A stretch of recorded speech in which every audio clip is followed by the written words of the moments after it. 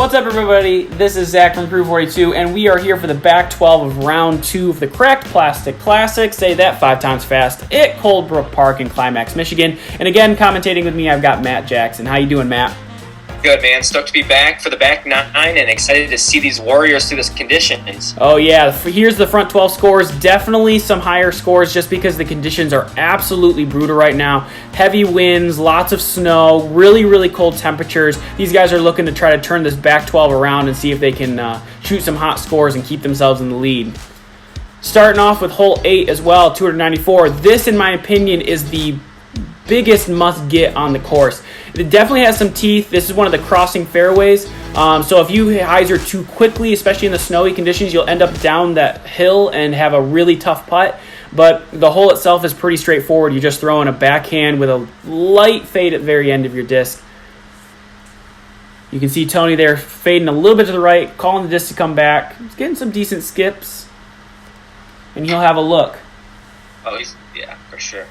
In the summertime, this is almost a must-get because the dirt catches the disc so well. With today and the skipping conditions, you're just more likely to potentially do exactly what is happening right there. So John, in the summer conditions, that probably would have caught. He'd have had a 25-foot putt.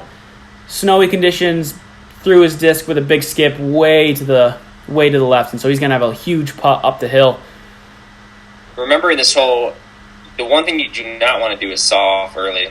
Yeah, and that's what happened with George here. Now, our hole here, we had to wait for quite a bit. I think we waited almost 15 minutes before these guys teed off. So these guys are throwing fresh and pretty cold. So they've been standing in the cold for 15 minutes. They're definitely having to get warmed up again. It's good up. Yep, Dustin had we didn't see his drive, but it went short left, and so he just threw a upshot there. George looking to play damage control here. It's got to sit. That's perfect. So there's already an extra inch or two on the ground from the first 9. Yeah, so... Oh, that was close. But, yeah, we're expecting up to 2 inches during this round. Oh, my. Unlucky kick there. I thought that was going to catch for sure watching it. Just sat in the basket and spat out.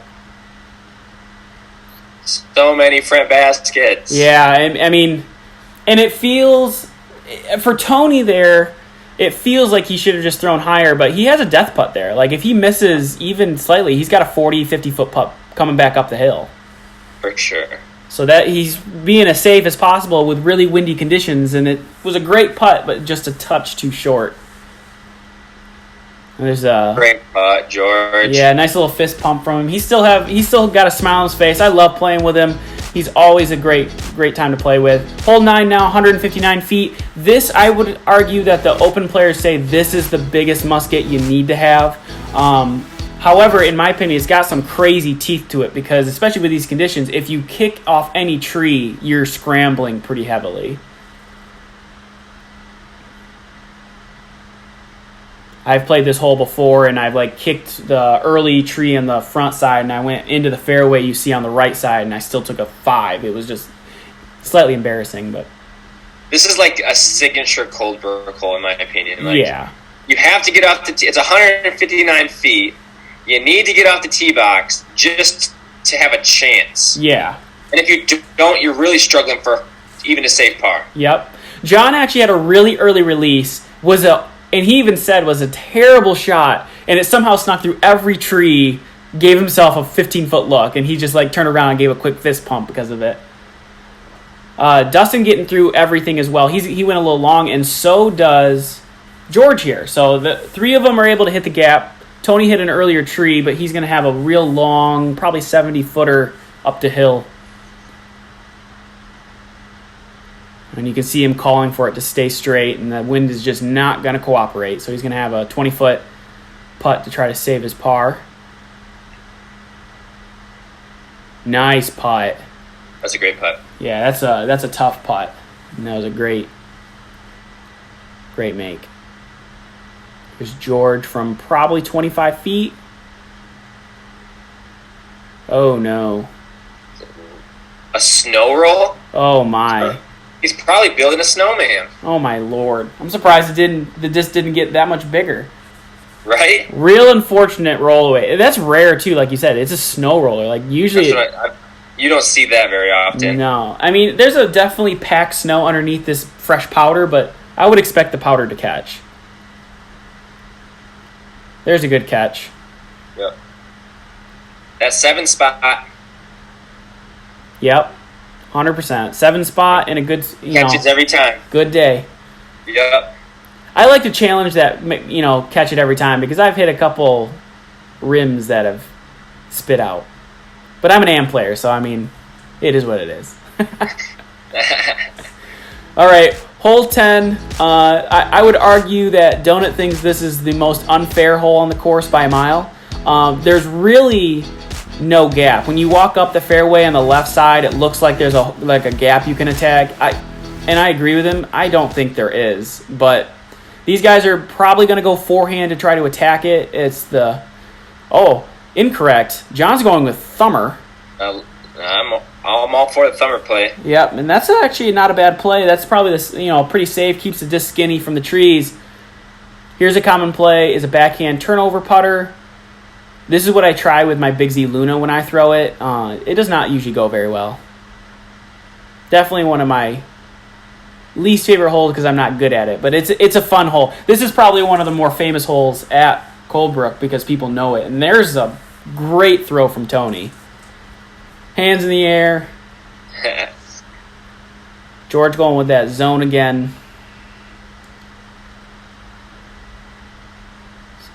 Good tree kick, keeps him in the fairway, but camera's starting to get foggy again. That snow is just really raining. And you can see on the hole that I said that we had to wait, there's a 2-group wait right now on that hole. Oh! Dustin with a great run there.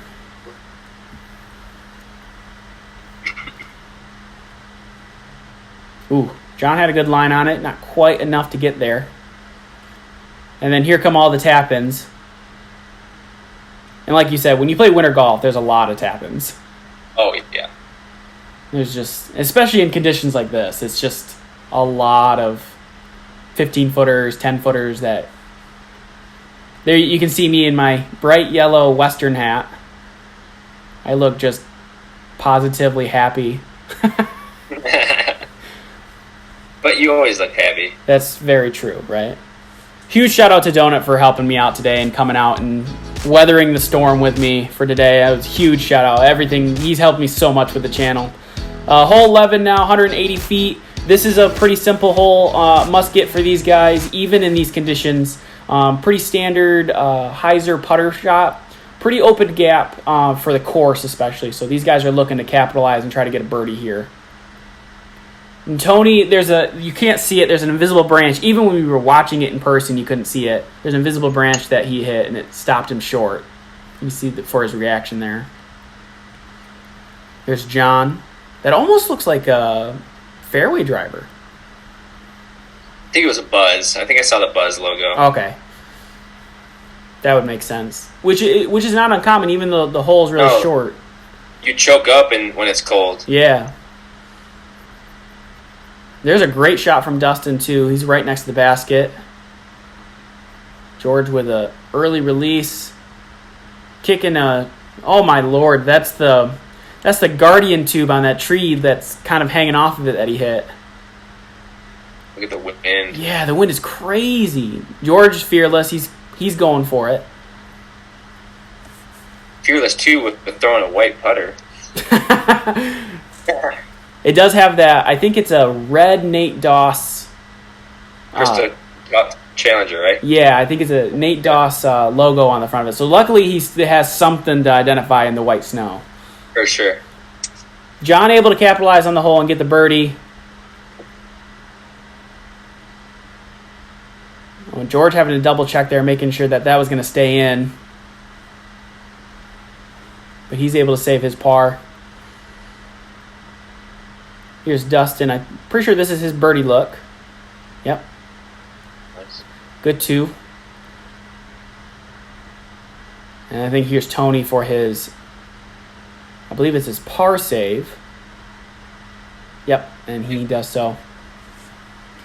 All right, heading into hole 12. This kind of overlaps with the tee box of 13. You really want to throw something. There's like two ways of approaching this hole. You can either throw something with a lot of hyzer on that right gap and try to throw it fast enough to where it gets to the hole. Or you want to throw a forehand like what John's trying to do and cut the kitty corner of it. Whoo! Almost an ace, an actual ace. So Tim Weimer hit 2 aces on that short hole on a video that we did in Allegan, but it's like a 79-foot hole. So I count them for Tim, which we featured in round 1, but we still don't have a true on-the-course ace. For Crew 42? No, we do not have one. Well, it's coming. I mean, Nate Wegren's throw-in on the shootout is probably the closest thing to an ace we've seen. That was pretty epic. It was Shout out to Nate. Hope all is well, man. He just had a baby. I know. Congratulations to that as well. George just threw a perfect zone right underneath the basket. Tony was caught, so I was standing behind him at that point when he threw that. I didn't see a line anywhere, and he found it. I like the little slide down on the face of the disc. Yep, turned its head over. And just slid right down to the basket. Mm-hmm. It was like, it reminded me of the previous round with Jeff Bennett. He had an amazing recovery shot. So 2 for 2 in both rounds, seeing some crazy recovery shots on this hole. As these guys, good putts from up the hill. It's not as easy as it looks. And it's definitely slippery up there. Yeah. It is definitely not a place you want to be standing at that moment. George doing his signature. Another fist pump. Oh, I'm loving it. He's watched a lot of Tiger Woods documentaries. This is 3rd fist pump. I'm loving it. Hole 13 now, 249 feet. This is one of those holes, again, that looks like it has lines, but it's really tight. It's definitely more fair than hole 10. I would say that the best line to take is probably the forehand route. And you can see the snow is just absolutely covering the tee boxes right now. Holy smokes. So at this point in the round, I'm going to give a quick disclaimer. Unfortunately, we had some technical difficulties with both cameras at the same time.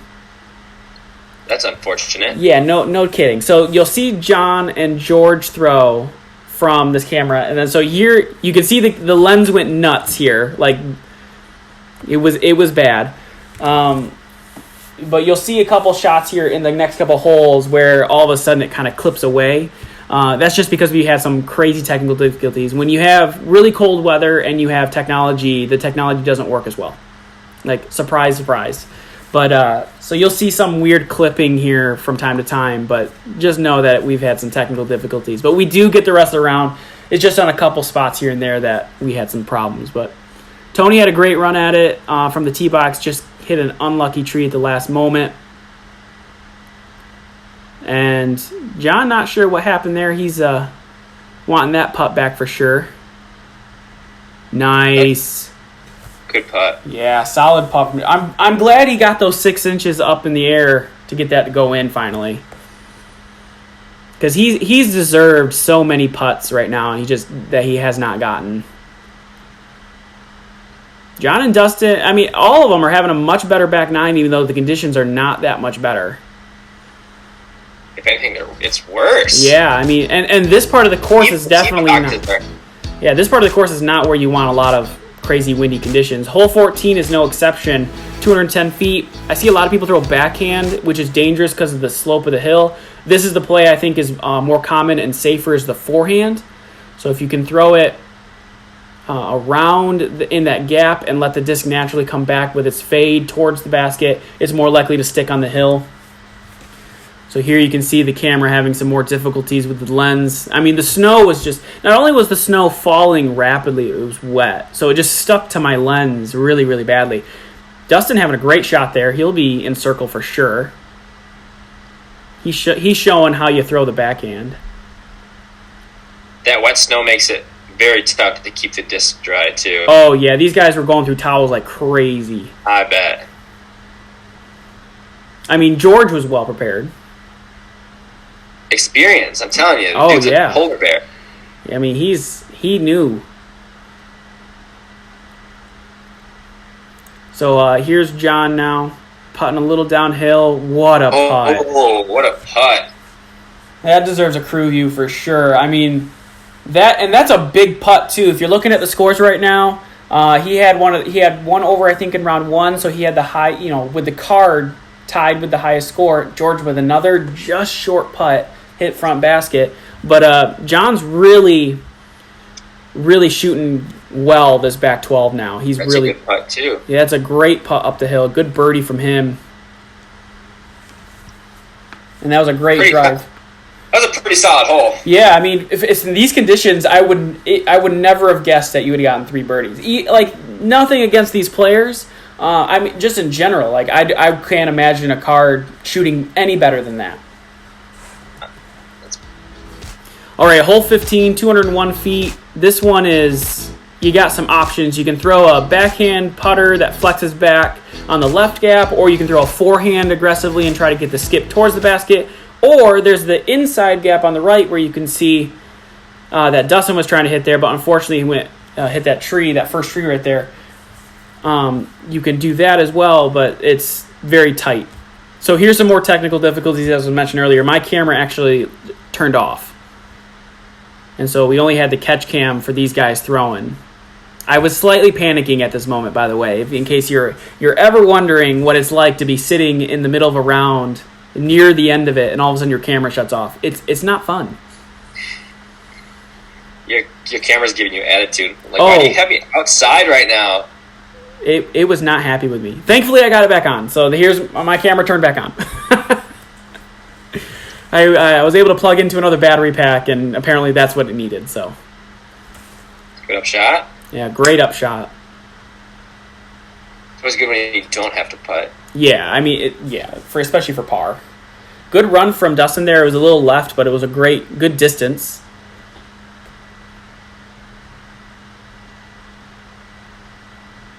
Oh, stop. Man, his putters are loving to roll right now. It's that crazy tough plastic. From the knee, and whoo! Good run. A better run than what I would have given. And so this is the break in the storm. Like, you can see it in the weather right now. It's not quite as snowy. Things have started to calm down. People are feeling better about their lives because of it. But it's still very, very cold. I remember being... I don't get real cold a lot. Like, especially when I was growing up, I was never very cold. But I remember being very cold today. I would say probably at this point, too, everything's numb. Oh, yeah, 100%. All my, hand warmers were used up and no longer working. Should have brought more. George having a good time on this hole as we get ready for it. This is a pretty standard backhand flippy disc that goes that takes that path. You can throw forehand, but you need it to hold that like hyzer line for a long time. John just throwing exactly how you want to, right in the circle, 15 feet. That's textbook for this hole. Snow got on the lens again, so unfortunately it's a little blurry, but apparently Tony said that his shot wasn't good enough. Had to top it. Another one from George, I bet. Ready? This is looking good. Jeez. Oh, man. 3 for 3. No pressure. Don't let us down. Well, that looks really wide. It's got a lot of turn. That's still that's probably just outside circle though. That's still a good run. Good solid grouping. Oh.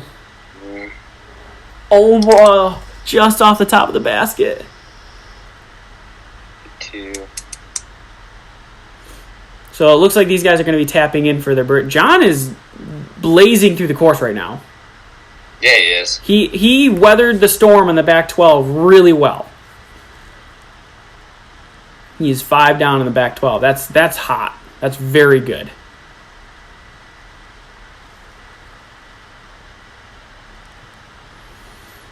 And there's all the tap-ins. Actually, that's surprising. There's 3 birdies, but I mean that was a very good hole from the group. Hole 17, 276 feet. Another pretty classic Caldbrook hole here. I've seen people grab a really overstable disc and like attack the gap there and try to get a big skip up to the basket. I've seen forehands of trying to get really overstable discs. So you turn it over and try to attack that gap and then let it flex back towards the basket. See John going with the backhand. That's the play I do as well. He hits an early tree, but he's in the fairway and safe, so he's fine with that. Tony going with the forehand. Goes a little too wide and a little too tall, but he's able to sneak through, and he's got himself a look. That's a putt. Which on this hole, 100%, I would take it. Good. Yeah, for sure. I heard a rumor that Kevin Baldwin aced this the day before. It's an impressive ace. If he aced that, I mean, someone leave in the comment if you know about it. I heard someone say that I think Kevin Baldwin aced this hole. That's an impressive ace for this hole. I mean, I don't have an ace at all, so any ace for me would be happy, but that particular ace would be great. That still blows my mind. That I don't have an ace? Yes. Yeah, 915 rated apparently isn't good enough to get an ace. I've seen people in the 800s ace. It's very true, but I'm just saying for me particularly. Apparently I have to have my first 1,000 rated. You're really good at just putting it right into the basket. Nope, I'm not good at that either. Unfortunately, Tony hit a little early there, or front basket there. That's been a common play from the card all around. And like you mentioned, it's cold. Like their hands are numb. Mm-hmm. I remember lining up for this particular shot that George is about to take, and he switched back and forth a few times between that tree and or in that log where he's standing, where how he wanted to stand and putt. And I kept having to go back and forth. So when he finally picked a spot, I was like ready to jump and move. There's a good putt there. And another tapping. All right, hole 18, 336 feet. Just like last round with Andrew, who got hit by a disc when he was on the pad after he threw, thankfully. But he got hit by a disc by the previous hole because those kind of overlap. So definitely got to keep your head on a swivel. You actually see another pad right next to it that we played earlier. I think that's hole 23. So this is a really tight, congested part of the course. Good throw from John. Your drone flyover is so misleading because it looks so nice on each hole. Oh, I know. I wasn't allowed to come back on the course for several days because of my schedule. So, like, when the snow was on, I was really trying to get the recording when the snow was on the ground, and unfortunately, it, like, melted really fast after this. So I like the flyover really helps you kind of the white, like, base kind of takes away some of the detail. I don't know, the way the hole looks. Yeah. But it was definitely interesting. Actually, the day I recorded this, the hole overview for the course, was the last day before Caldbrook closed. Oh, really? Yeah. So I showed up and they were like getting ready to block it off, and I'm like, "Are you guys still available?" Ooh, good run from Dustin there. And they're like, "Yeah, we're still open today." And so I paid. I walked in and I recorded everything real quick, and I got out, and they're just like, "Yeah, we're getting ready to close it probably tomorrow." I'm like, "Okay then." Glad I got there that day. George definitely wanted that putt. Just hides it out a little early. Nice shot from Tony there. Tony's been having a very quiet, solid back 12. Yeah, definitely. He's only one stroke off of John right now. Oh, good catch. That was close. He brings out the jet. But, I mean, Tony's having a very solid round here. All of them are. They're all having a much better round than the front 12. As we have Dustin tap in his shot there. So, headed into the hole 19 now. 231 feet. So there's actually a natural route through the woods that goes from left to right.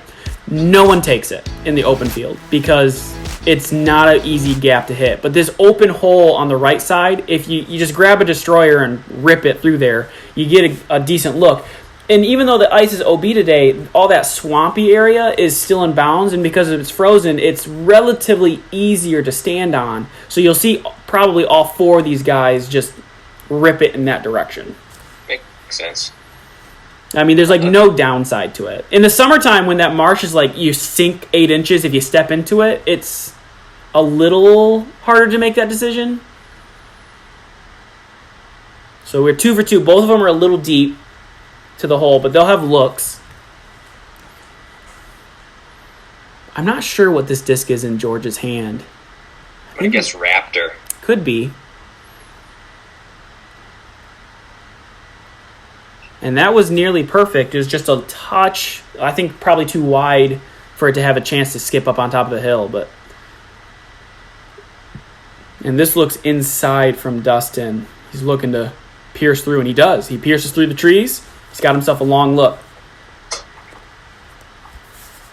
So you can see John's able to stand in the mud. And he hits another one. Holy smoke.